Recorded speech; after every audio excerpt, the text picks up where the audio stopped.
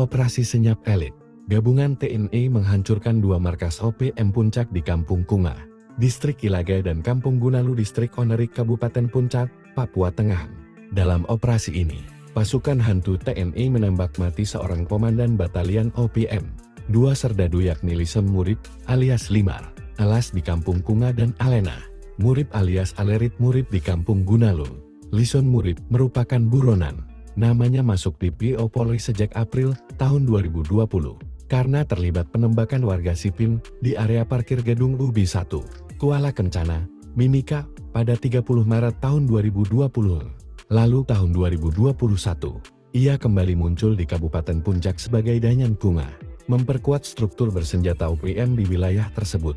Barang bukti diamankan dari Kampung Kunga yakni uang jutaan rupiah, senjata tajam parang, panah, 5 unit HP, 1 unit HT, 1 unit teropong, munisi kaliber 5,56 mm dan dokumen jaringan separatis. Dari Gunalu, ditemukan uang tunai puluhan juta, 4 magazin, munisi kaliber 7,62 mm dan 5,56 mm, bendera bintang kejora, cap stempel TPNPB, dokumen permintaan dana dan perlengkapan komunikasi dan logistik.